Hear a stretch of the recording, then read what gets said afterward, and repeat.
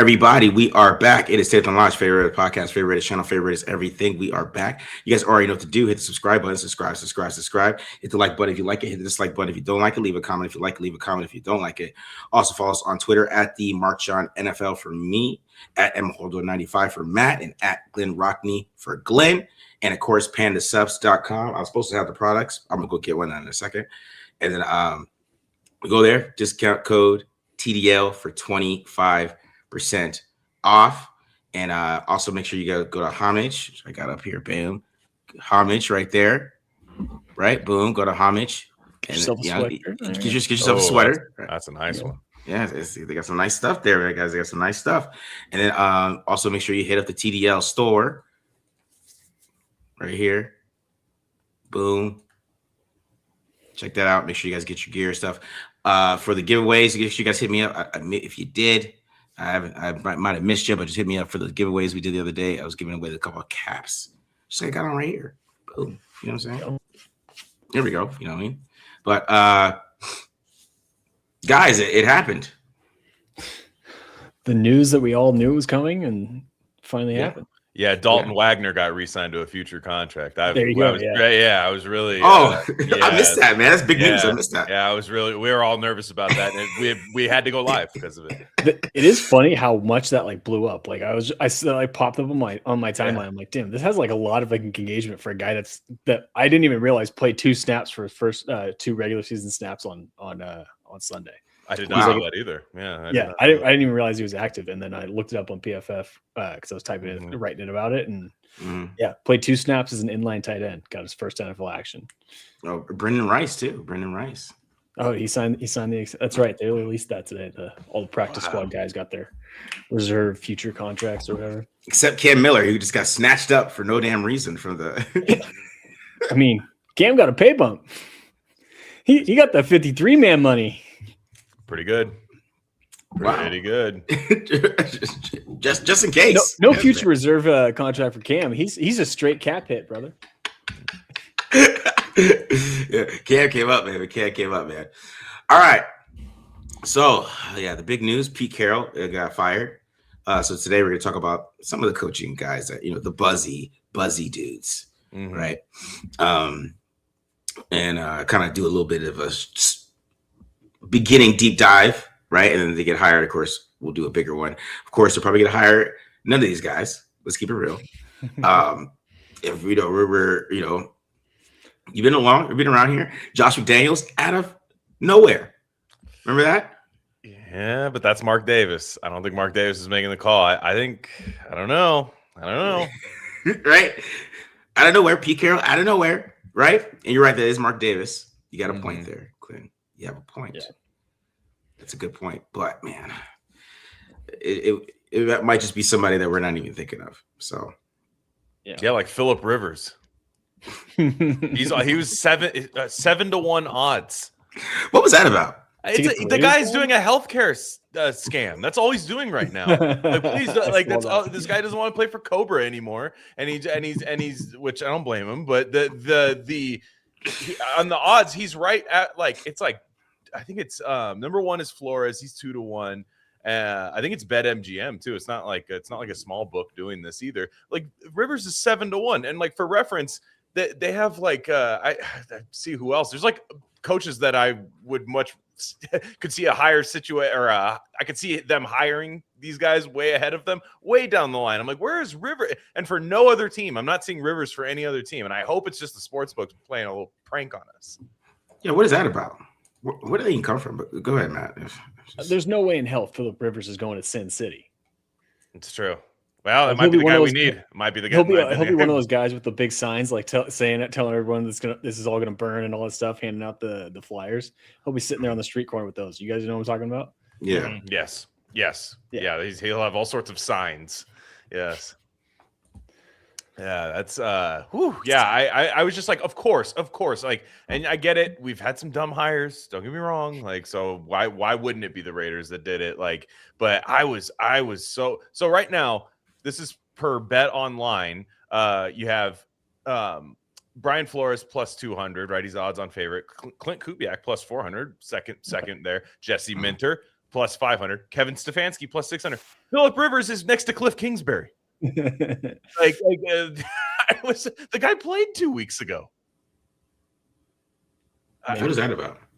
Yeah, just saying. Also, the Cliff Kingsbury head coaching hype is mind blowing. I would if you would have said after last year, maybe I could have bought it, but that would be a Raiders move. Like it's like, oh, we couldn't get him as OC a couple of years ago. Now let's bring him in as the head coach. Yeah. No, that's the thing. It's like you should have just taken the OC job. Then you could have had it. You probably could have just been the coach right by now because the 2 other guys got fired. That would have happened. I don't know. It's odd. I mean, I will say just before we get too far into the who's next, the Pete Carroll era is just really strange, and it's really sad that I saw a lot of fans who are like, I never liked them. Like I'm pretty sure almost everybody liked the Pete Carroll hire. Like everyone got a little excited. He was supposed to be the Antonio Pierce. He was supposed to do what Antonio Pierce said he was going to do, but with a resume to back it up. Yeah, that's what it was supposed to be. And the fact is it's I saw Spytek's press conference today. He looked pissed. He looked really, really mad. Mad for a lot of reasons. I think mad at himself a little bit, but also the guy was hired 3 days before Pete Carroll was or something like that. So, he was like, okay, I can work together with a legendary Hall of Fame coach. He was very political in his, he was kind of doing political PR statements, but you could see the anger and all of it. I'm just bummed it didn't work out, man. I'm still really bummed about it. Yeah. I mean, like you said, I think when Pete Carroll came out and talked about all I do is to win 10 games to begin training camp, I think everyone started drinking. Yeah. Myself included. I remember thinking am I underselling this team but for saying they're only going to win 6 or 7 games? Yeah. Turns out that I was turns out I could have gone the other direction. Yeah. I put the Raiders tax at 2 games Pete, you're winning 8, but that's fine. I love that you're saying it's going to be 8 though, Pete. Yeah. Did not see worst team in the league. No. with a head coach that has one of the most impressive or has a Hall of Fame resume pretty much. So. Yeah, it's kind of funny looking back on that. I think that was the first red flag that we all missed. What him? That he was just overly overconfident with this football team. I win 10 games no matter what. Bro, I know you're great. I know you're a great coach. Right? Yeah. I heard Dave Canales talk about you and your great coaching philosophies, but you need talent to win. Yeah. And you just can't coach these guys up. Yeah. The offensive line never really got coached up. I heard through the grapevine that Spytek and really had no control of player personnel itself. Yeah. So it was all Carroll. So Carroll wasn't playing those guys. It wasn't Spytek didn't want to play those rookies. I guess he got to do the draft, but then Carroll was like, I do everything else. Right. And then that's why, then you hire Chip Kelly outside of that. That's going to cause some problems too. So it's just it was just ugly all around. Right. And I go ahead, man. No, go ahead. Finish your thoughts. Sorry. It's ugly all around. And then now Tom Brady's going to be in control because Tom was he wanted Stafford and Ben Johnson. And I guess they didn't listen to him or something like that. I think Brady didn't realize. This is what I've been hearing. Turned down. Those guys were not accepting either. I mean, Stafford maybe because you would trade for him, but Ben Johnson just wasn't coming here. You would have had to have already had Stafford the trade already set up, but you have to hire the coach before that, typically. So it's just I don't think that was going to happen. I like where Brady was thinking though. I think he's going to cheat at some point. He gets in trouble. Yeah. Please. That's why I thought that was. I feel like he's going to do that at some time. He's going to get back to the Raider ways and cheating is encouraged. Yeah. I want that. Yeah. That's what I thought we were getting out of him. I'm like, oh, this is great. I remember Florio crying about how how Tom Brady was going to get intel on all the teams and the Raiders were going to win because of his intel. No, please don't threaten me with a good time. That's what I'm saying. People are like, somebody was like, somebody asked me today, how is he going to be more involved now that he's doing both? In my thought process, I didn't want to put this on Twitter because I didn't want to start a storm, but my thought was well, he is going to be interviewing Kubiak next week, probably a couple times. So if they interview Kubiak this week, right? And he's going to be on Zoom with him again, getting familiar with his game plan. He's going to be in his face a lot. Then he might visit him on the sideline. I did it for you. I tweeted that out for you because I'm as soon as I saw they fired Pete Carroll, I looked at him and I saw that tweet there the PR statement that the Raiders put out by Mark Davis that was saying like Brady's going to be part of it. I looked up which games are on Fox, and I'm like, okay, so he can either talk to Shula if he has the Rams games, or he can talk to Saleh if he has the Niners game and get a pseudo head coach interview when you can't when nobody else can contact them. Yeah, but when you talk, Marcus, about like Pete or Spytek had the draft, Pete had like all the say over that, but then Pete was like Chip Kelly was forced on him. That's, I feel like, another sign of just how dysfunctional the season was. Like we never really even knew. It's not even like a situation where like with Gruden, where you knew Gruden was just calling all the shots and he was the top dog and making every decision possible. It feels like there were so many different people just giving different input on different things that it just ended up being so dysfunctional because it was there was just power struggle in the dynamic between everyone, between Brady, Spytek, and Carroll, and that very clearly didn't work and just ended up breeding more dysfunction because. I mean, you got a GM that's picking players that he wants to develop for the future, and a coach that won't play him, and a coach that wants to bring in all these free agents that are in their 30s and on 1-year deals, and at the same time getting rid of guys that don't fit his system or his scheme or his physical profile. And then you have an offensive coordinator who he didn't really want to hire. It's just a lot of dysfunction. I didn't get that. I didn't see any player crying about it either. You think sometimes when you fire a coach like too early, they were kind of like treating him like it's time to put grandpa in a home kind of thing. Like they're like, we remember what he was. He was, but then like Genty was straight up like, yeah, we got number 1 pick. Like Genty straight up answered the question. He's like, number 1 pick's a really good thing to have. I was just like, whoa, that's crazy. And I was like, not expecting that. They were like, we are ass. Like this is bad. I think even Trey Tucker kind of gave like the political answer of like, I respect Pete. He's a really good guy. He was like, he's a really good person. Didn't say much about his coaching or whatever, but like even he was like, yeah, we got to get this shit right. Like this is unacceptable. But this is like a crop of NIL players like coming out right now. They're like, I don't do this whole like losing thing. Like these are like I transfer when I lose. I transfer when I lose or I don't play. Exactly. Yeah. I need 30 touches and above 500. So let's get this done. So you're starting to see that. You didn't see one player just go, we don't know what we're doing, man. Or like remember Josh Jacobs used to do like weird eye emojis and stuff. None of that whatsoever. It was all like, which part of me is like good. I want a clean split. But part of me was like, damn, we're talking about like probably a Hall of Fame coach here. Like that's just crazy how bad it was this year. Yeah, the only guy that did was Gino, who is very clearly also on his way out. Yeah, he's part of the Pete Jobs program, Gino, with Tyler Lockett. I'm sure Tyler Lockett was really sad too. Jamal Adams gave the answer of I'm on a vet minimum deal, which is hilarious. I love that one, where he's probably like, if I was on a 3-year deal, I'd fight for the guy, but I'm on a 1-year deal. So the Magic Johnson, I'm not going to be here line, basically. Love that. It's time to once again start over. I think Spytek was kind of like, this is just me. I know not everyone likes Spytek, but Spytek in his conference kind of was like, I fucking knew it. I fucking knew this team wasn't good. Everyone tried to tell me that, like, in the thing that all we need is Devin White or all we need is so-and-so. All we need is this. Like, he was just like, we could have started this last year. Like, the actual, which they kind of did. They're not in bad contracts. They don't really have any bad contracts right now that were done last year, at least. I mean, nothing that they can't get out of. Gino's not a good contract because he sucks, but it's not that hard to get out of. So for the most part, they can get out of all these deals. But I think Spytek was kind of like, I really wish we could have, just been honest about what we are, because the free agency was not a spending spree like we all thought it would be when they hired Pete Carroll.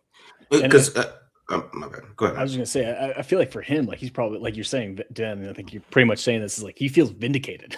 He's probably sitting there like, yeah, I knew this roster wasn't quite ready to go. I knew we needed to think about the future, and that's probably I didn't re-sign guys like Trevon Merrick, Robert Spillane, and all the other guys that ended up leaving on defensively. I wanted to rebuild with all these draft picks that I had, and ended up trading for, what was it? They had an 11 rookie draft class, and then we ended up signing Devin White right before training camp. Jamal Adams a few weeks into it, and not that Adams played necessarily bad, but like, you know what I mean? Like those were the moves that those aren't moves you make when you're trying to rebuild and get young guys reps and build for the future. Yeah. Yeah. I'm not drinking a White Claw, by the way. This is a healthy little Sprouts Kefir drink. Yeah, guys, it's Monday, man. It's worse. Friday. That's worse. It is. I wish it was White Claw. Yeah. Raider game's over. I don't have to sit through Raider games for a while. Like, guys, I feel great. I feel brand new. All right, let's get some of these questions, and then we'll start going through these coaches here. So, yeah, what we're going to do today, guys, we're going to go through all these coaches. And I'm going to do Shula, Flores, Kubiak, Stefanski, and then I forgot about Jesse Minter, so I've been doing that this whole time while you guys were talking. So we're going to do Jesse Minter as well. What y'all think about the rumor that Brady and Max are at odds? Who said that? I think if maybe I'm miscorrect, maybe I'm not remembering, but I think it was coming from Grant Cohn, which take that with a grain of salt, partially because Grant doesn't cover the Raiders. I know he has in the past, but I also know Grant likes to stir stuff. Does he have Does he have friends in the industry? Grant, very few. But he might with the Raiders because he hasn't pissed them off at this point. But I will say, like, it's not like it's totally different than what like Jay Glazer's kind of hinted at or alluded to. So it's not completely out of left field. But I don't know. I have a hard time taking Grant's word for it when, one, he doesn't cover the team, and two, knowing who Grant is, he likes to stir the pot. He wants the Niners to trade for Max Crosby. Yeah, he might be pumping that up, but I don't know. Grant, I'd push back on that because Grant seems to love it when the Niners fail. That seems to be when he's at his best. So I don't know if he wants them to make that move. Like, they'd trade for Max Crosby, and he'd talk about how bad losing the draft picks would be. Yeah, that's true. That's true. Yeah. He almost got beat up by Javon Kinlaw. That was a fun saga. Like, I thought for a second, I'm like, man, Javon Kinlaw. To be fair, he was correct about Javon Kinlaw, but Grant was right. But I'd pick a kicker to get mad at. Like, pick a kicker as your trust me, he gave Jake Moody some hell too. Yeah. Grant Cohn is we kind of need one of those over here in Raider Nation. Yeah. Our beat reporters were asking horrible questions at the Spytek press. How important is intensity in players? Yeah, that's your question. I would like, one person finally asked, I think, did you want to see your players that you drafted play more? And like, finally, it was like the press conference was almost over. I was like, this should have been question number one. Like, it's just ridiculous. How much did you hate Pete Carroll? Yeah. On a scale of 1 to 10. If Pete Carroll tried to wrestle you like he wrestles players in practice, would you lose on purpose or like Undertaker move him? Yeah. He said Grant Cohn said the Raiders wanted Pete Carroll to retire to avoid his contract.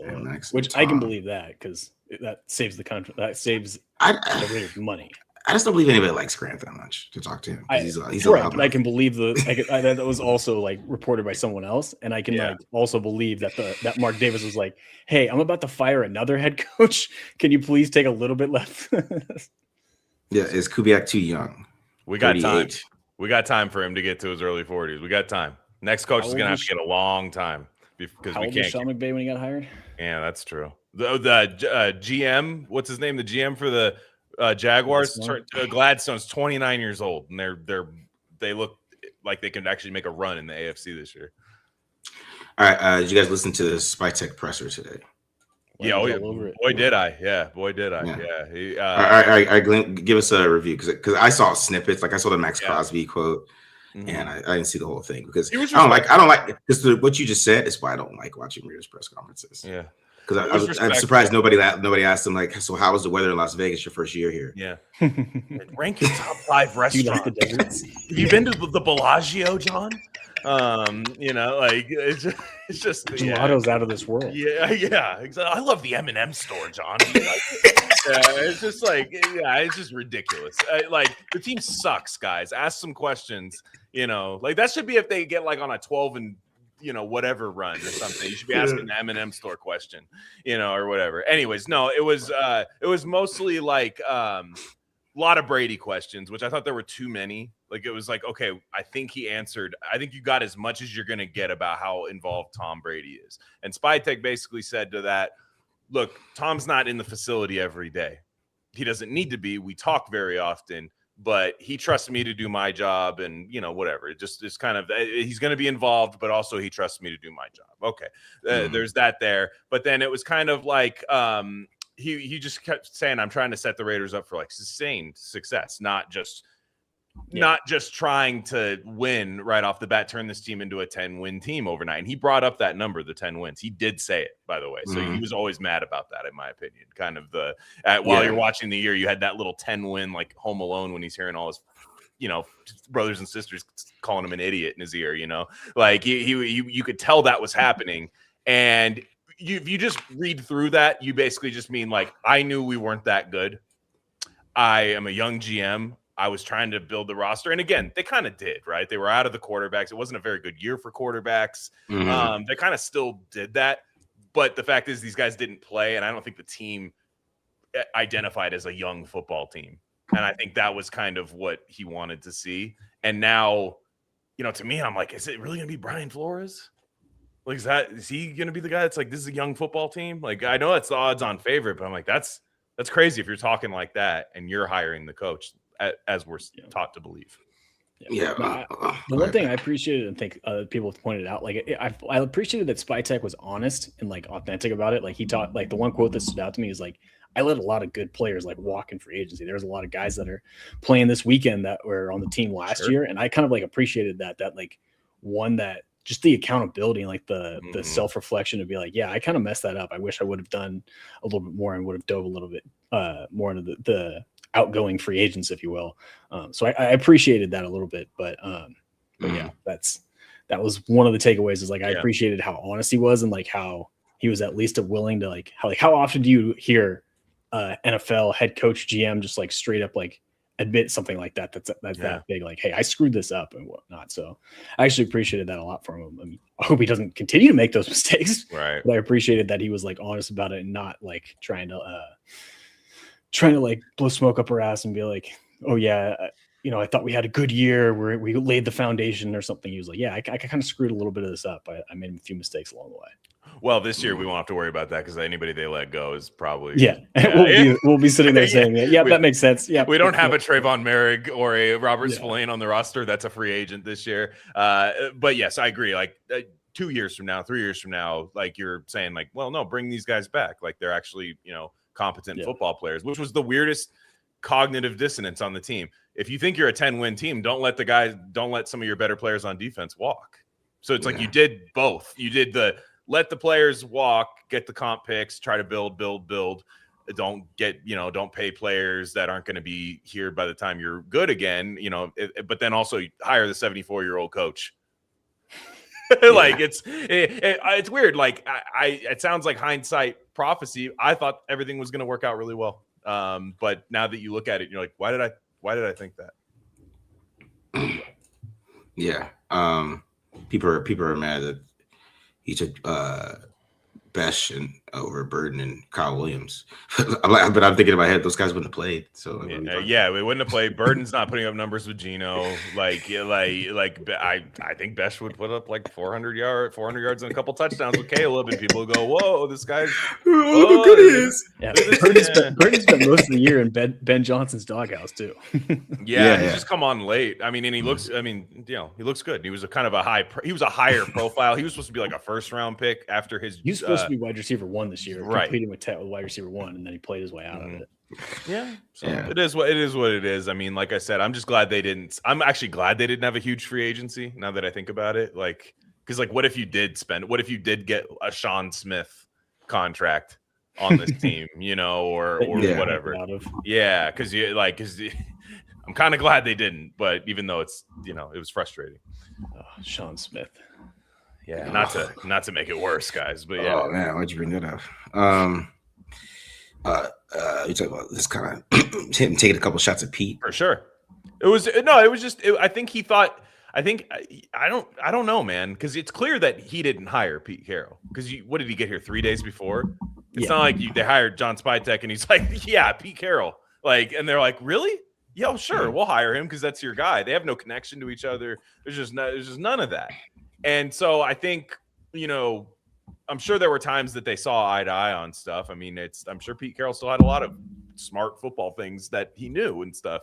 But there's probably a few times where he was like, I knew it. You know what I mean? And like, you just, and I have a feeling, and I've been saying this, I have a feeling he went to Raiders brass and went like, if you got me because I'm a good player evaluator, I can't evaluate these guys if they're not going to play in a season where we are horrible. Like that's the time they're going to play. So how am I going to draft? How am I going to continue to draft for this team? Like, you either have to tell Pete this is how it is, or get rid of him. And maybe the Raiders brass just came to that conclusion on their own, but I'm hoping Spytek actually went and said that. Yeah, I would. And I do feel bad for him a little bit because, like, it's hard, like, as if you're a first-time GM in your spot and, like, you're, like, I don't know, Spytek's what, mid-40s or whatever, and then they bring in, like, this coach that has, like, this Hall of Fame resume. You can't, like, it's hard to be, like, when you're on your first few months on the job, be like, no, I don't think that's a good idea, and have people listen to you because you don't have the credibility to be able to stand up to a Pete Carroll, who again has a great resume. That's something you can't take away from him, even after this terrible season.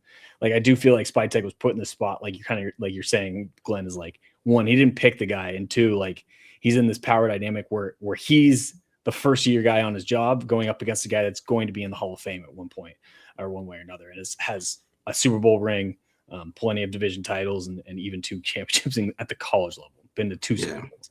So he was put in a tough spot with this whole situation. Yeah. Somebody were asking if Besh got open. Yeah, Besh got open on film. So yeah, I'm not worried about him. I'm not worried. I'm just not. I'm not either. But like, but I think he has some really good elements where he could be really good. But I mean, did anybody, like, Trey Tucker would have had 1,000 yards with a good receiver this year, with a good quarterback? Yeah, let's keep it real. All right, or at least like 900. Maybe if I'm getting greedy here, but at least like 800 or something like that. Yeah, you know what I mean? He was on pace. He had like 400 like through 5 games, and he finished like 600. You kind of see how this offense was. The offense was just bad, so it's like it's hard to say what did where they should have picked him. We'll probably talk about that more next year. If Beshinen don't produce next year, then we can have that conversation. But, like, you know what I mean? All he catches the ball when it's thrown to him. He doesn't have the weird Dante Thornton, like just odd, like, ball tracking. It doesn't look like with Dante Thornton. You're like, is that ever going to be there? And then with Besh, you're like, okay, there's something I can tell that that's going to be a guy that catches the ball when it's thrown to him. And is it going to be wide receiver 1? No, I don't think so. But you never know. Like, but I think he could be a top 3 option on a team that has Brock Bowers, of course.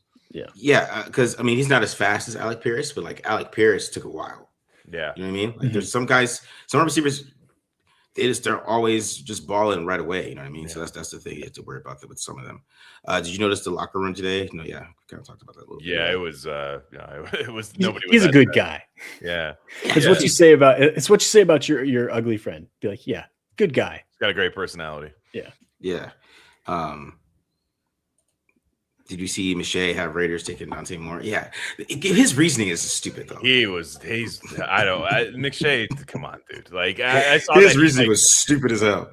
I will say he had the Raiders higher than the Jets. He was like, the team should ask the Raiders if they're taking Dante, or Dante Moore's agents or whatever should ask the Raiders if they're taking him. And if not, he should go back to school. He should ask if they should go back to school because the Jets will ruin him. And to me, I was like, all right, yeah, like at least he didn't left us out of there for ruining a quarterback. Like, but you know, like it was just kind of funny to me. Like, it's like, no, first of all, Dante Moore will never. I'm sorry, he's not going to be number 1 next year.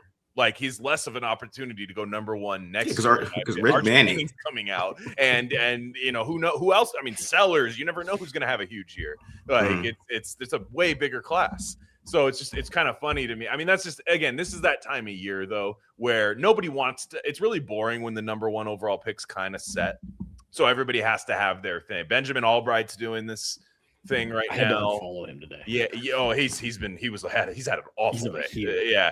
He was just where he's like, I'm not so sure that they're picking at 1, and if they do, I mean, they're not picking it. Okay, all right, man. Yeah, he's one of those guys who got like 3 things right. Yeah, and he just sticks with it all the time. Relatable, but be cooler about it. Yeah, and he's a terrible dresser. He's probably if you see him in person, he wears the worst.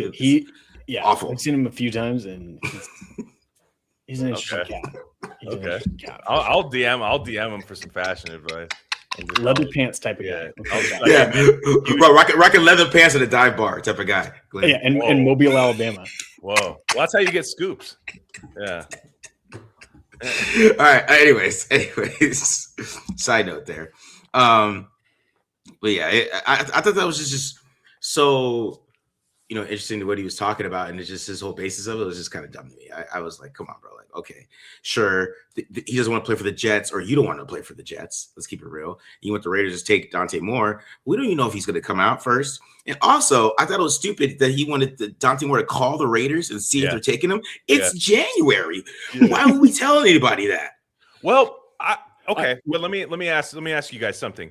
If you're interviewing coaches as the Raiders, do you think they kind of know though? Like what I mean is like because you're trying to get, let's say we're trying to get a top offensive mind.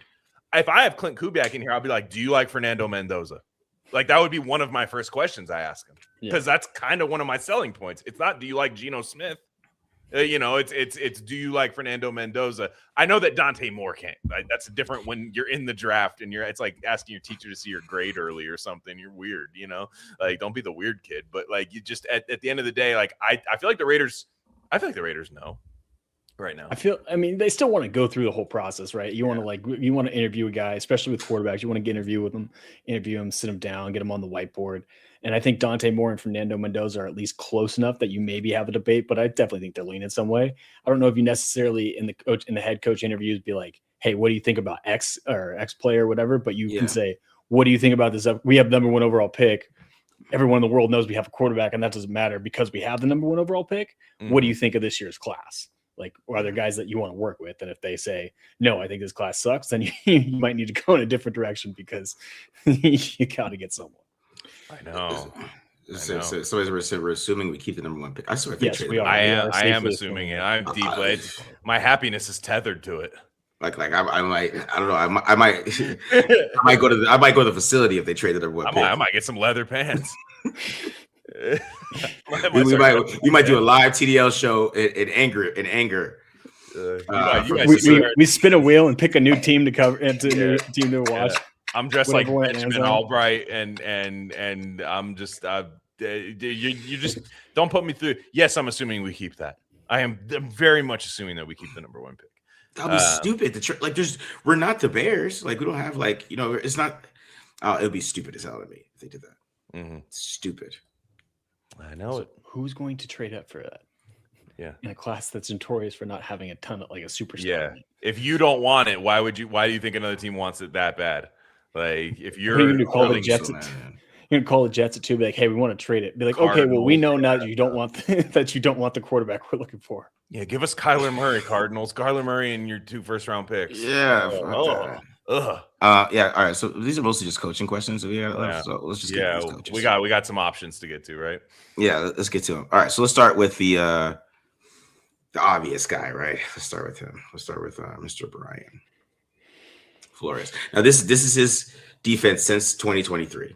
Okay, so this is their overall EPA. We're not a total yard show here. I mean, this is still kind of just stats, baby, Monday. So we keep with the EPA analytics here. Second in passing defense EPA and run defense EPA 4th. So Flores has the defensive resume. Yes, he does. Yeah, right. Like we know that. Like I don't think year 1 they would play good defense. But I think by like year 2, they would be really good on defense, right? That would be their calling call.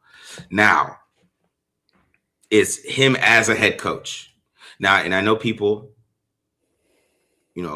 think Tua is just a pussy. I know that's a big thing that people just think he's soft and couldn't handle it.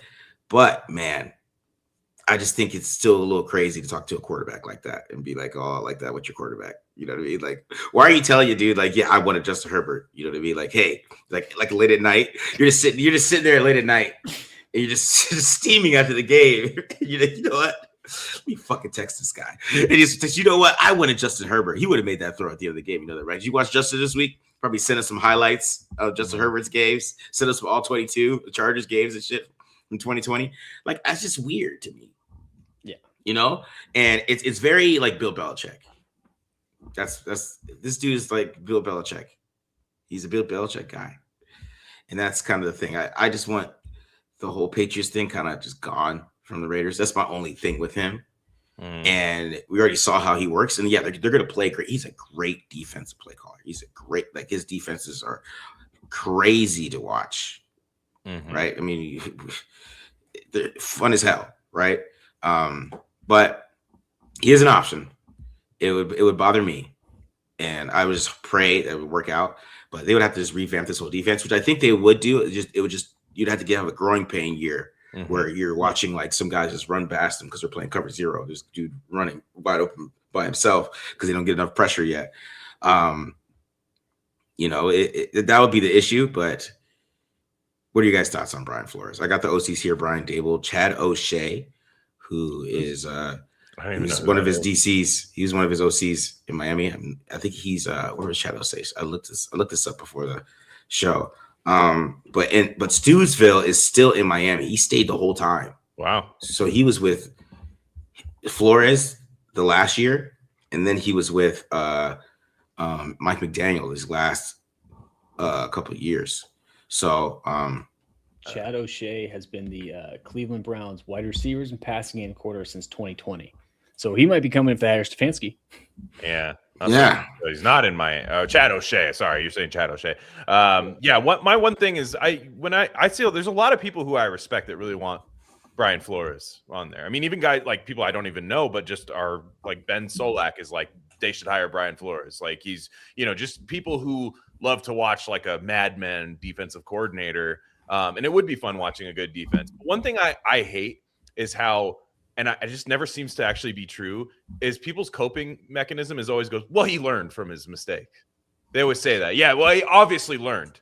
And like, first off, Andy Reid still can't manage a clock. Like, no, they don't. These coaches don't really learn from their, like, they have their fatal flaw and they just try to, build around it most of the time. McDaniels didn't learn a damn thing. That's all we were told was McDaniels learned everything.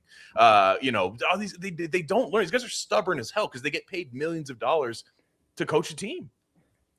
And my thing with Flores and like what gives me McDaniel's vibes is it's not like a scheme thing. Like he's actually proven that he can change his scheme. Like he's gone like from doing Superman coverage heavy to running a lot more like zone match and stuff like that. Like he's adapted in that philosophy. That's an easy change, right? That's how I change my play calling and I can change my defensive philosophy. It's hard to change your personality, especially when you're in your 30s or 40s. And like if you're just a dick, you're probably just going to be a dick. Like, and that's what happened. I'm going through that right now, man. It sucks. Yeah, exactly. Like, I'm still an asshole. Guess what? And it hasn't changed. I'm speaking from experience here. I'm talking about. I'm doing a little self-reflection. Right. Yeah. But you know what I mean? Like you said, it's the same thing with McDaniels. It's like, oh, he's more personable. Well, what was the reason why McDaniels lost a job? Because the players fucking hated him. Yeah. Right. Yeah. It's like that's that's where I get it with Brian Flores. It's like, how much can he really change his personality? How much is he going to be less of a dickhead? Where it's like. Yes, you can talk about the quarterbacks in today's generation being soft. Well, guess what? You know who's playing in the NFL nowadays? Today's generation. So you got to exactly. It's the college football argument all over again, where it's like, oh, the game's changed. These players don't have no loyalty. Well, guess what? This is how it is now. You got to figure out how to do it or get the hell out. And like that's the thing with my thing with Flores is I love his defense. I mean, I love doing the breakdowns because he does some crazy stuff back there, and I'm sure I'd love it from that perspective. Yeah, but. I can't get the Tua situation out of my head and just how he's kind of a dick. And he was kind of a huge dickhead to Tua. And it's going to be a similar situation where you get in a young quarterback I don't know if I want him being the guy that's molding them. Yeah, he's going to be like anger management, like he's going to come in for like a month. Woosah. Yeah, just like, no, nothing gets to me. And then like all of a sudden you're going to see like some guy doing a TikTok dance with his girlfriend on the phone. He's like, and like Brian Flores is like typed in, hasn't said enter yet, but has some expletive. Like, young man, you need to stop being, and like something like that would have, it would take like a month and then he'd be back to the old me, kind of thing. And I think he is what he is. And what he is a great defense. I'd be really excited about the prospects of the Raiders defense. Like, I think he's pretty easy to draft for, which I like. I think it's just like, if you find guys that play with their hair on fire with great athleticism at corner, which Darian Porter, I think would fit, just stuff like that. It's just this is more than defensive coordinator. He's not leaving Minnesota to be a defensive coordinator here, so that's not going to happen. And so it's just kind of like you want to hand the keys. And even if he got Justin Herbert in Miami, you're trying to tell me he wouldn't have said some shit to Justin Herbert too that would have hurt his feelings? Yeah. About granola or something? I have no idea. Like he would have said something, biology major, Oh, you're a vegan, huh? Yeah, just something crazy. You wear those shoes that look like gloves on your feet, just like weird stuff. Like there are certain guys that are meant to be the best paid DC in the league, and that's fine. Dennis Allen, Jonathan Gannon, perhaps, like guys like that. Like they're good at what they do. And when you expand their role, it's not always good. Yeah. He 100% would be calling Mendoza a nerd and stuffing him into a locker. That I'm scared of, because the way he talks, which I don't mind, but I can tell. After a 2-pick, maybe a bad game Mendoza has in his rookie year, I'd be like, don't say anything. Just don't say anything. I'm sure he could take it. He's like a tough guy, but wow.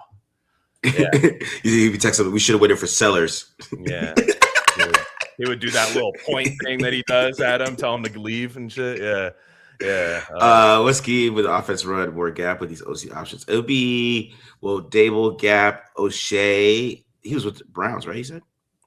Yeah, he's a passing game guy though. So passing game guy, but it's what still the Dolphins run in 2019 when he was the OC. He's a Patriots guy for a few years. Yeah, he's a passing game guy, so it's hard to say. Yes, he's like a wide receivers coach, even back to his 97. Stewsville is outside zone, obviously, because he's with Mike McDaniel. And Mike McDaniel liked him enough to keep him, which I thought was interesting. Yeah. So, yeah. Flores. Oh, that's a great DJ. Always saving the day in the comments. Thank you. Yeah. It's like he's like the fact checker guy. Like not fact checker guy, be like, hey, here's something I found. Thank you. Maybe Flores. This could just be a leverage long for Flores right now. This could just be a total leverage move for him, for the Vikings to just cash him out, and they should. Yeah. Hopefully he just has a good agent. Yeah. And if his contract expires and they let him go, I mean, DC, hell yeah. That's true. That's true. Jerry Jones will cash him out for sure. But I come be the DC any day of the week. Like I'll be hyped. Yeah. I said, in about year 2, if he stays at DC, they're gonna be fantastic on defense. Yeah, with Crosby and all that shit. Yeah. He might pick Patrick Graham might like that because he might stay. Maybe he'd still be like the secondary guy or something. I don't know. All right, next guy. Kubiak. This is where I had to go DCs though. So Kubiak's a little interesting when I looked at his rankings, and right, because overall offensive EPA, they're kind of like 15th, but passing EPA is 13th, rushing EPA is 19th. You didn't have the quarterbacks maybe when he had Carr. The Carr did perform well. If you look at Carr stats overall, Carr has over 100 rating. 15 touchdowns, 5 interceptions. He has 67% completion percentage. He played well. He kind of looked like how Sam Darnold looked, right? So he's quarterback friendly. I have a little bit of questions about his run game when I looked at this because I was like, okay, you had Kamara, you got Kenneth Walker, you got Zach Charbonnet, but it's still not efficient. Right. The one thing I will say though is the O-line situations in both spots have been kind of shaky. The Saints, they had issues on their offensive line. That's why they had to draft Banks, and they had Fuaga playing left tackle who shouldn't have been there. And then with Seattle, I know they've gotten better, but their line is still not very good. Their line is one of their weaknesses on their team right now. Outside of the 2 tackle spots, the interior 3 have been pretty weak. Because Gray Zabel, I don't think, has had a very good year for them this season. Yeah, that's it. It's as far as defensive coordinators go down there too, there is a chance that somebody like Kubiak takes somebody from the McDonald tree too. I would say, I don't necessarily familiarity with these young coaches. It's a thing. Yeah. I doubt he brings Mike Zimmer. That would be insane, right? That would be insane. Jonathan Gannon, I think is a good DC, so that wouldn't bother me. Certainly, he's available too. But and Joe Woods wasn't half bad, was he? He was. Was he bad? Pretty bad. Was he bad? Okay, I have him wrong then. But what if you take somebody? What if there's just somebody on the Seattle staff that's you want to come call this defense? That's that to me. I like him. I think he runs an offense that I think would work really well with what we have already. I see what they do with AJ Barner at tight end, and I'm just like, man, if that's Brock Bowers, my goodness, yeah, they're gonna eat. He's a great passing game guy. That's what he is. Yeah. He's a great passing game guy. And he could probably make Mendoza if they because I'm assuming here. If they draft Mendoza, right, he would make it easy for him from a passing game perspective. I don't know, like in the running game with, even though they stick with it though, that's one thing he does is he sticks with it. People, a lot of people get frustrated with it, but he isn't maybe not efficient, but he sticks with it because he knows how much it means to the play action game, even though it's a PFF will tell you that it doesn't matter, but like he sticks with it. He's in 12 personnel a lot, and like Mayer and Brock Bowers would eat in the passing game. He's more about a passing game guy because I think his passing EPA is really hurt by Spencer Rattler. I mean, let's get real. And then Kirk Cousins was really good. Derek Carr, like I said, he was pretty good. It was really efficient last year. And then you got Sam Darnold, who's super efficient this year. He's efficient as hell. Even with his 14 interceptions, he's still one of the high efficiency guys. So passing game efficiency isn't there. The running game efficiency isn't there, but like it still feels like he sticks with it because it sets up everything. And then like quarterback like Mendoza would just have some easy looks. So just be play action, get the ball out of your hand, boom, right there to Brock Bowers, right? You can see what the stuff JSN does, right? It's a lot of quick hitters and, him just running sharp routes. Sometimes he does get open himself, but it's a lot of quick hitters, sharp routes. That's what I really like from him. Yeah, so. And I think he got Sam Darnold to play quicker because even in Minnesota, Sam Darnold was not playing quick. Like he was holding that ball forever. It was Sam Darnold seems to be playing like a quicker style of football. And I also it's weird that the run game. I'm with you. Like the run game, they get explosive plays out of the run game certainly, but it's not like it doesn't seem like you get a consistent 5 yards like they either with them, which I think is a little bit of a concern, especially because his dad could pound the rock. That's what I was gonna say. Gary Kubiak with Arian Foster and what's it called? When he was under Shanahan, the Broncos and stuff. His dad could pound the rock. I will say the one thing I was bummed about with Kubiak is I thought the Raiders had a decent chance. I think they're about as good of a job as all of the other teams except Atlanta. And I'm like, damn it. When the Atlanta job opened, I'm like, I would take that job if I was an offensive coach because they have a little bit of a defense already that they're building. They've got a lot. Do you love, the way Penix is playing? That's debatable, but they got London. They got Bijan Robinson. They got a good offensive line. They should. They technically did, but they should have won that division, right? Because they have so much talent, right? Technically, they got eliminated and then all of a sudden jumped up to first place. Yeah. That's the best. Like otherwise, if that job didn't open up, I think all the jobs are pretty similar. Otherwise, like there's Tennessee. If you love Cam Ward, that's your number one job, I guess. But if other than that, like it's like the Browns job, it's like what's that's you got a great defense, surely, but what do you do? Otherwise the Cardinals job, there's just no quarterback there, and there's no guarantee they'll get one this year. So you're and I feel like most of the league is out on Kyler. Just that's my opinion there. But for me, it's like once I saw the Atlanta job open up, I was like, shit. Yeah. I'm telling you, someone's gonna be desperate and take a quarterback from one of these Senior Bowl guys. I'm telling you, they're gonna take one of these, like you're talking about Taylor Green. I like Taylor Green. Or my dude Cole, who's just Taylor go back to school, or is he at the Senior Bowl? He's a Senior Bowl. Oh, he is. Oh, yeah. Which one of these guys? Kubiak runs 12 the best. CMV, you left a message. I'm just gonna keep that for Fridays. I'm gonna keep that stuff for Fridays. What's Kubiak's red zone efficiency? I looked it up. He was their 21st this year, but they're 11th with New Orleans. So it's okay. He was 11th with Derek Carr. But the thing with Kubiak, like Carr's like threatening to come back. I saw that podcast clip. Carr, man. No, we're good. We're good. Yeah. It's not funny, Derek. Maybe he's a quarterback coach or something. I don't know. Maybe a passing to some sort of assistant or something. I don't know. He was laughing too hard. Like I saw that. It was like that's not that funny to me. I don't think that's that funny. No, it wasn't. Yeah. How athletic is Mendoza? Mendoza's pretty athletic. He's very athletic.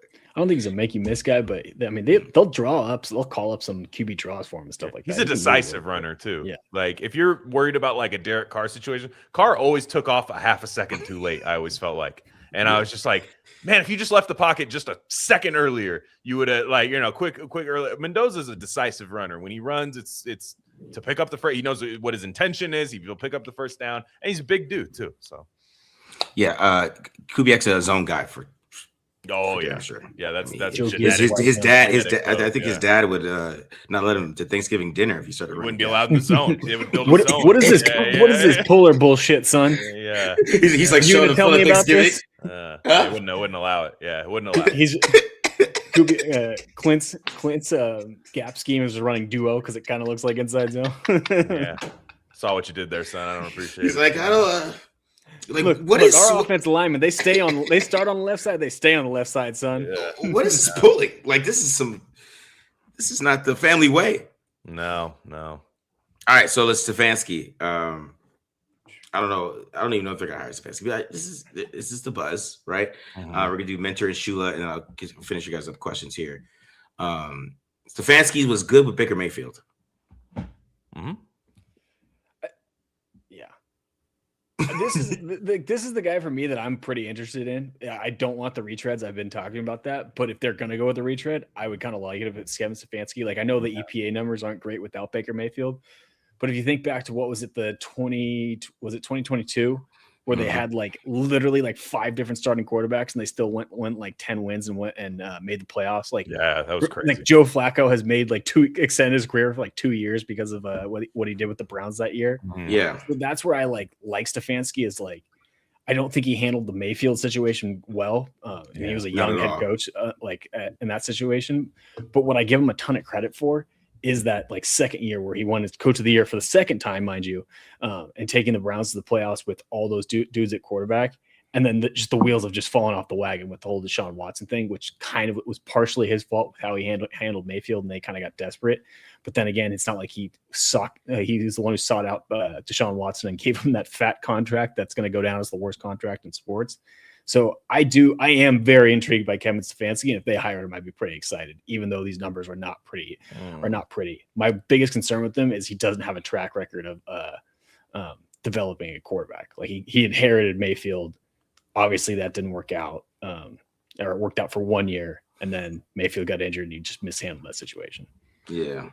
Yeah, he's I'm about 50-50. Because for me, I think for the most part, like you either are intrigued by your opinion of Shedeur Sanders is going to be whether you want Kevin Stefanski or not. If you think Shedeur Sanders is going to be like a top 10 quarterback, you think Stefanski is garbage and shouldn't be allowed into your house if he was soaking wet with lightning striking in the sky. Like you think that about him.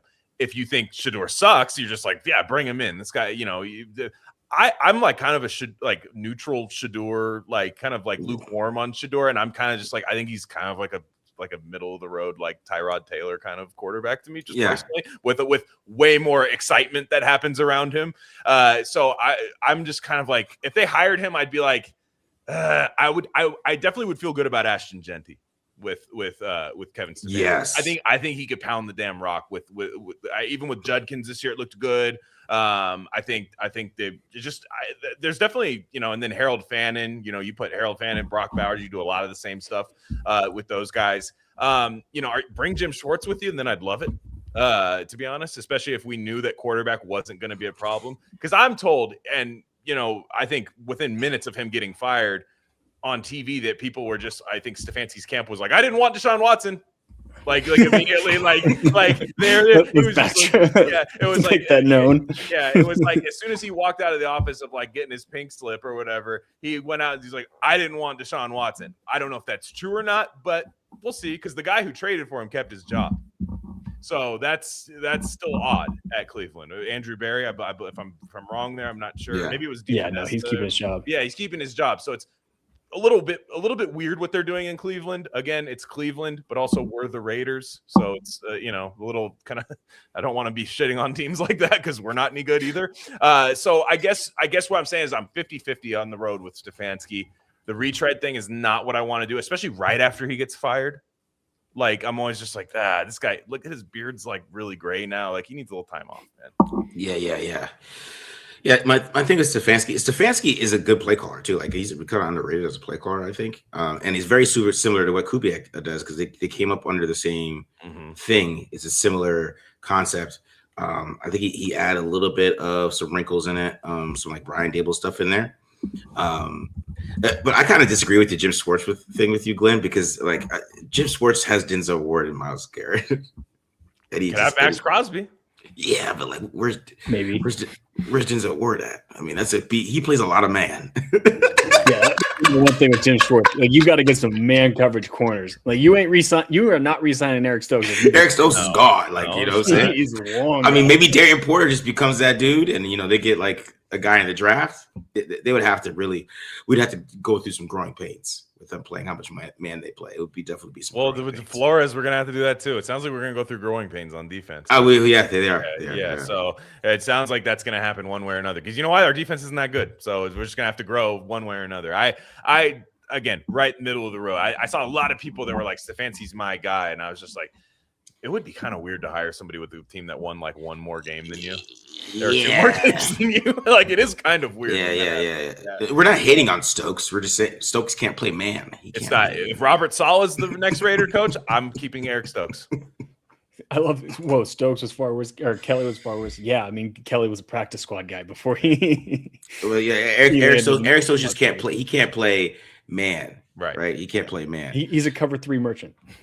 Yeah. Flores played 70% zone. I mean, he plays. Yeah, Flores has shifted to being more like zone. It's zone match, which is basically man, but it's a lot more zone now.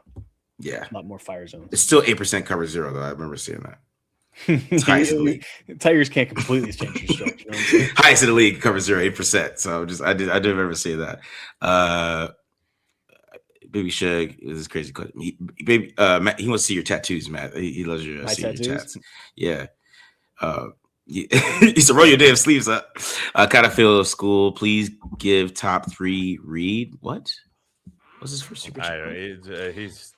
Are you drinking, man? Tonight? Yeah. There we go. I'm just glad he didn't call that message. No, yeah, all right. Don't give a damn what you guys are saying. Anyone says if the Ravens fire Harbaugh, the Raiders better get him. And Mendoza. I mean, I'm with you. I actually agree. I would hire John Harbaugh tomorrow if he was fired. I mean, I know I said no retreads, but he's a good coach. I think this is a Brian Flores hype up there with the quote. But Brian Flores doesn't do that. He's not Bill Belichick. I'm telling you. Those guys take Bill. It feels like Belichick didn't show like how he treated Brady to them. It's like he hid it from them. Like he lied to them about it. Because he is a dick. He's Brian Flores is because he started being a dick to Brady at the end of it. So it's gonna be interesting to see how that happens. All right, let's get to this next guy. Let's finish with these guys. I did Chris Shula, which I think nobody's really talking about. It's really interesting, especially with the idea of Zach Robinson, who right now might not have a job next year. I mean, provided the Falcons bring in, somebody else that hires somebody else as OC.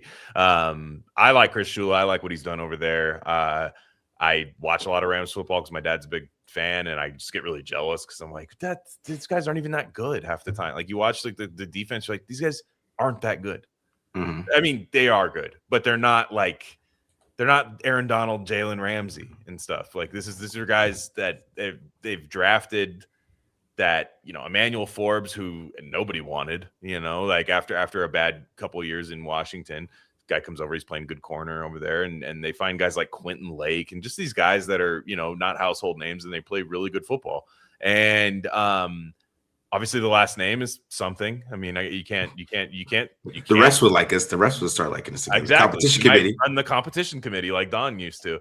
I like him. I mean, again, I still want to go offense. I still want to go offensive minded coach, but I do like him. Yeah. And I just got a bone to pick with Marcus. I talked about Shula yesterday and wanting to bring in LaFleur, and he doesn't even list him as the OC candidates on there. because I thought LaFleur might stay because I guess he would call plays. He get the chance to call plays. Yeah, that's true. I thought about that, but I was like, but he'd probably stay, right? Like he probably want to be a coaching job, right? Because somebody asked me, said over LaFleur, but I don't know. Mike LaFleur, he just worries me a little bit. Go ahead. I just saw it in the chat off topic, but yeah, I did play baseball, and yes, my wife was a college softball player. Nice. Pitcher, and I played a little first, but mainly pitcher. Oh, look at this, you athletic ass family. Yeah, man. So your daughter's playing softball, is what you're saying? Man, Hoping to. Okay. We're working on grounders right now. She's about to be 14 months old. We're working on scooping. Yeah, none of that. She does like to. She is big on throwing stuff right now. She's throwing her food and everything around the house. It's fun. Yeah, don't let her get away with any of that Olay bullshit, man. Yeah, stay in front of the ball. Yeah. Oh, yeah, I stopped playing baseball. It got too fast. Yeah. I faced Colin Kaepernick once, straight up. I faced him in travel ball when he was in Turlock. I was like, and he didn't have a clue where the ball was going, which is even scarier. He was in the 90s. It was just weird looking guy too. He was real gangly. He wasn't jacked yet or anything. And I was just like, who the hell is this guy? He's throwing smoke. And I was like, dude, I might die today. Yeah. Got too fast. Anyways, back to Chris Shula. So yeah, I thought about putting LaFleur in here, but I figured that he probably might stay. Like that would be, you'd have to convince him, right? So I went Zach Robinson, who's a free guy, Dave Ragone, who I think he's a quarterback coach. Where's the quarterback coach? I forgot where he was at, but he's connected to these guys. And then Josh McCown, who's a Vikings guy. So what are you guys' thoughts?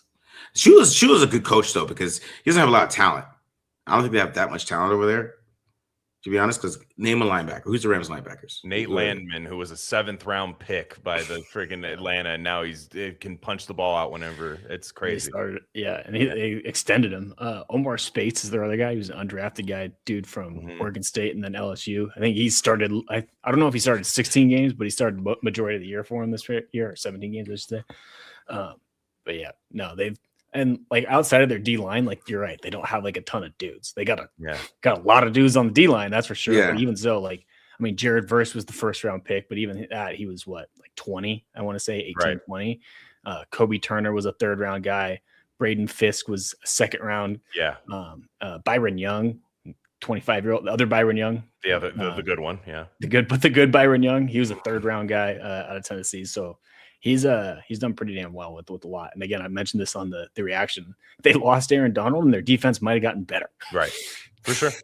No, it's the guy knows what he's doing for sure, and I do like his ability to probably bring in like whoever Sean McVay. Like even if let's say they bring in somebody and they get hired right away, like bring me another Sean McVay guy, like right after. You could at least hope for that. Yeah. What do you guys think about those C's? You guys think about the Robinson kind of worries me a little bit, just because like I know like a lot of people in Atlanta kind of are getting frustrated with him, and he's an easy guy to pick on because he's a former PFFer. So I feel like that just kind of makes him like an easy target. But I don't know. Atlanta did end up having a decent offense once they made the quarterback change, like we were talking about. But McCown kind of interests me. Where is he in? Where's he at right now? Minnesota. He's in Minnesota right now with O'Connell. Gotcha. So kind of still plugging for that tree. Be an interesting one. Was it Josh or Luke that played for the Raiders? It was Josh McCown that played for the Raiders one year, right? Yeah. Oh yeah. Yeah. They both did. Yeah. Mm-hmm. Yeah. Yes. No, he certainly did. He was part of wasn't he part of the 06, the infamous 06? Right? Yeah, I think he was one of the starting quarterbacks that year. Him and like Charlie Fry. Why are people saying I was in the chess club and the anime club? I was on the football team. The chat, we have real Raiders stuff to care about now, guys. Like this is like 31-0 Philadelphia Eagles loss content. The token black guy on his class. Yeah. I don't even. I'll tell you right now, man. There's. Actually, to be honest, they're right about everything they're saying about me. Actually, now that I'm looking at it, Glenn's sitting here watching the chat. Glenn's like, that's correct about me, though. That's correct. Yeah. I was like, actually, this is bullshit. Nope, it's true. You're like, shit. I'm not gonna not lie and say I didn't like anime. I'm not gonna say that. I'm not gonna lie. But I was on the football team, though. I was not on the chess club. Miles Garrett's the best defensive player that we've ever seen. The guy like into anime more than any human being ever would be. Like, yeah. You know what I mean? All right. So last guy, Sugar. He's tired of it. He's tired of this coach conversation. He's tired of it. Sugar's drinking Alizé tonight. Something, man. All right, Jesse Minter.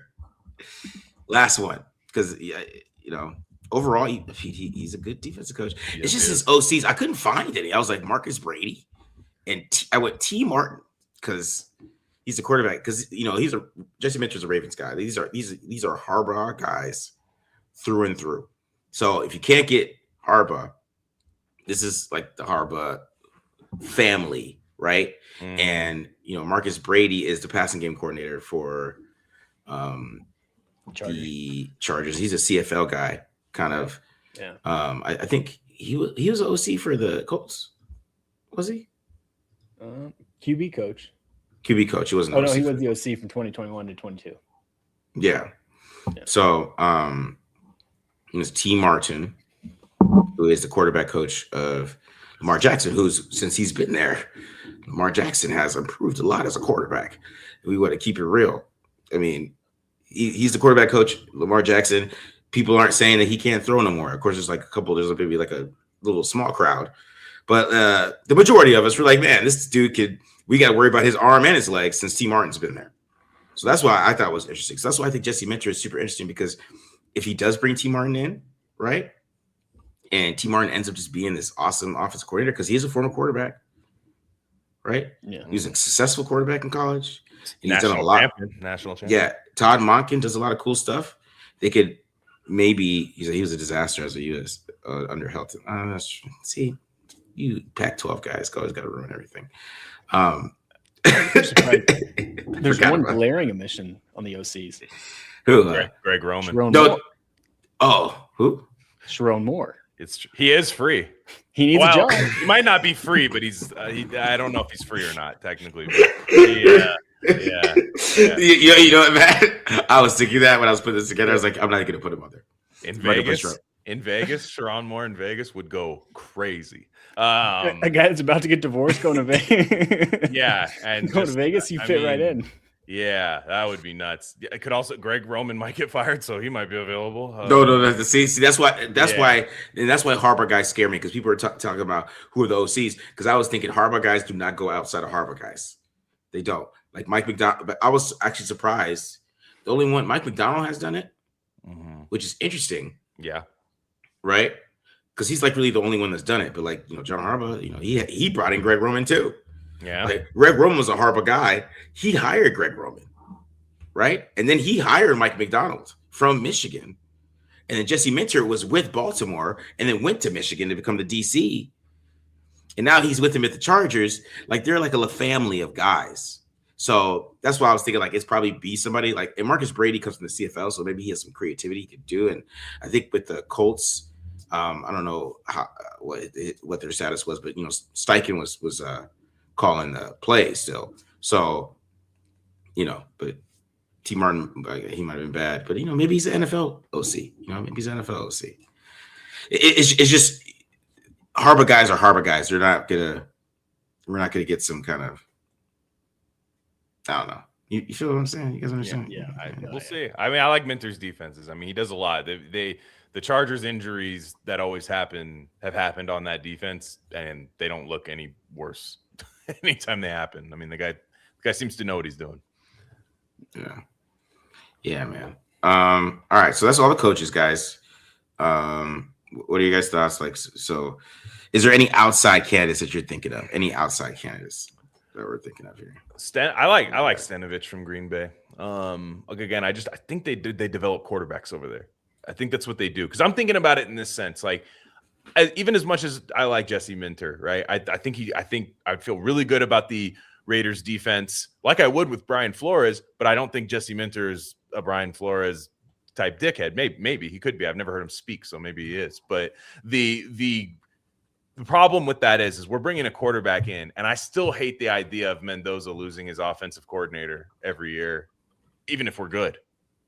And that does take a toll on quarterbacks, because you even look at teams like the Bengals, and does anyone want to be the Bengals right now? No, but at least they have had the same offense for a long time. Is it a good offense? I don't know. It might just be their skill players, but it's not this install year every year. 1 year it's bad. Ooh, who can we hire next year after we fire this guy? And that trying to develop a young quarterback more so than anything. Yes, we're trying to set the Raiders up for long-term success and everything, but we're trying to develop a young quarterback. So to me, I think Stenovich, I was not a big Jordan Love fan coming out. He threw a lot of picks in college. He still throws picks, but they've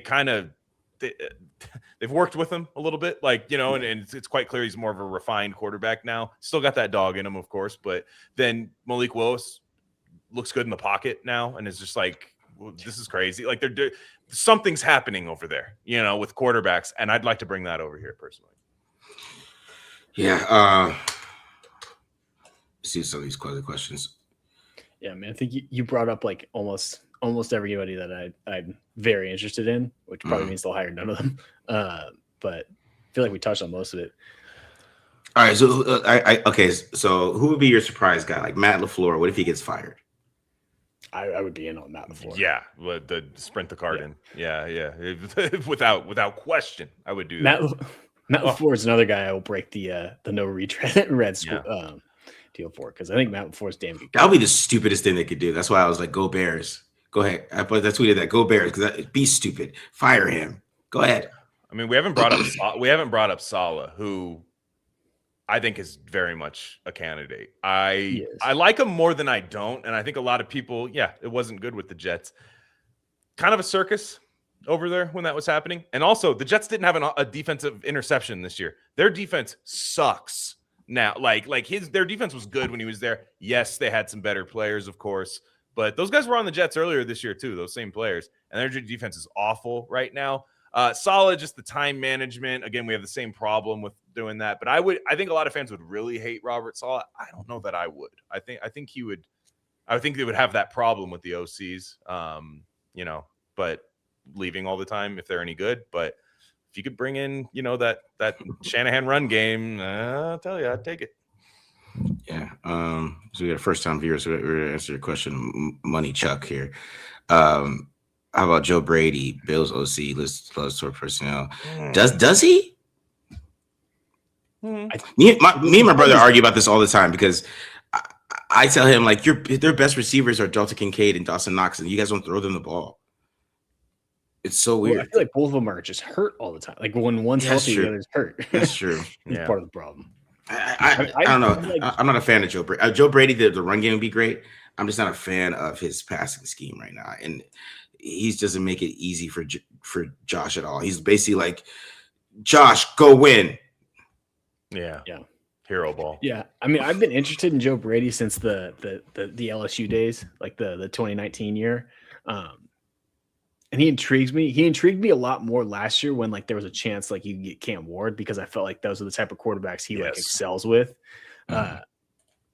Mendoza's not really that guy. Even Dante Moore is like not that guy either. Like Dante Moore's athletic and he could be like that hero ball type of player, but that's not really who he is by nature. Whereas like a guys like Josh Allen, Joe Burrow, like that was like a couple of their big calling cards. And then what kind of gives me a little bit more pause with Brady is it was not pretty with the Panthers when he didn't have a ton of talent. I mean, the guy had Justin Jefferson and Jamar Chase, and along with Joe Burrow, to mess around with at LSU, and obviously has an MVP caliber quarterback in Josh Allen this year, or the last 2 or 3 years. Yeah. All right. What if Raiders get Harbaugh and trade the first for more picks? No. Are we talking about John? I'm assuming John Harbaugh, correct? Yeah. I'm down with the first half. You had me in the first half for sure. But no, I want if we get Harbaugh, you absolutely got to go get that quarterback. Yeah. John Harbaugh going to want to compete against his brother 2 times a year with no quarterback? No, I don't know, man. Who's the worst case scenario of one of the coaches you've shown tonight? I think it's Flores. But I think it's Flores for me too. Yes, of the coaches you showed, because for sure. All right. Kurt Signetti. It's not. Matt already talked about it. And we don't. Yeah, he signed a fat extension, and I think he likes being at like taking like a non-traditional program and getting like 3 and 4 star or 3-star guys and turning. And he's a transfer portal. He's a transfer portal guy, which is like we have free agency in the NFL, but that it doesn't work like the college transfer portal. You don't just go like, I like that guy from Michigan State, and then he's on your team like 3 days later. It doesn't work that way. So To me, it's I don't know. No thanks. They want to know our top 3 of these guys. We kind of already did that, kind of, right? Top 3. Kind of. For me, it's I think Stenovich. I guess I'll put Stenovich, or I'll put Kubiak, Stenovich, and then I'll put Minter 3. I'll put a defensive guy. Yeah. As long as just don't do Cliff Kingsbury or something like that. Let's just. So somebody said that is also Coachy's. That's been rumored. He is rumored. That one's scaring me. Yeah, it's good. I don't like that he wants to come here. He's too close to Scottsdale, and his little. Yeah, he had too much fun here, guys. He's a number one. He's a number one pick, little vulture, isn't he? Like he had too much fun. He only wants you when you have a top 3 pick. He's only like, oh, what do you guys got going on over there? Look. Nah. I'm gonna go sign over here. Oh, you guys got the 3rd pick, Jaden Daniels. Oh, okay. Ooh, what's going on? Yeah, Vegas. I like Vegas. Yeah, or 3rd, first pick with Mendoza. No thanks. All right. I think this is it, guys. Because people keep kind of asking us some questions. Would you prefer PG or Flores? As a DC, Flores, man. Flores is a great DC. I just want to say that. It's just he might keep Patrick Graham too if like on staff. Like there's Patrick a chance Patrick Graham survives another. Patrick Graham survives another regime change. Patrick Graham and Deuce Gruden, the only things left for the last. All right, let's finish because just DJ always has the best question. So no offense to anybody else, but which coach do you think you could turn the Raiders around quicker? That is a good one. I'll say that turn him around the quickest doesn't mean good for the longest time, in my opinion, right? Like I think that's 2 separate things. I would say Kubiak. I'd say Kubiak right away makes them like a good team. Like just okay, this is a good team. Mendoza comes in, it's an easy offense for him to kind of there's open. So it's not tough or anything. It's not people fighting for wide receivers running into each other. I just think after a while they would kind of, I think it would plateau out a little bit. But I'd say Kubiak. I can see that. I think the guy that could turn it around the fastest, and like kind of like you said, the fastest doesn't always necessarily mean the most sustainable. I think it would be Stefanski because he's done it. We've seen him do it already with Cleveland. But granted, the situation in Cleveland wasn't what it is in Las Vegas, right? Baker Mayfield had 2 years of starting experience under his belt before he kind of took over. And then Stefanski kind of just inherited the roster and made them better. Yeah. I would go, I'll probably go Kubiak too. Like I kind of want to say Jesse Minter just because that's what they do. That's what quick turnarounds. Those quick turnarounds. That is true. That's what they do. It's the mentality they have, and they would do that. That's what I feel like they would do. They'd be that quick turnaround. All right, guys. We're out of here. I hope you guys enjoyed this episode. We had 1,200 here tonight. If you guys have questions and we didn't get to your questions, hit the line. Leave us some voicemails. Leave us some voicemails, right? You know what I'm saying? So make sure you guys do that. Hit the subscribe button. Subscribe. Support the channel as well. You get homage. So at the homage thing, hit up homage. Hit up the TDL store as well. Boom. Support the channel, guys. We appreciate you guys being here. But like I said, if you guys got any more questions, just go ahead, call us up, man. Leave us a voicemail. We'll get to them on Friday. And I hope you guys enjoyed this. We're out of here. Peace. See you guys.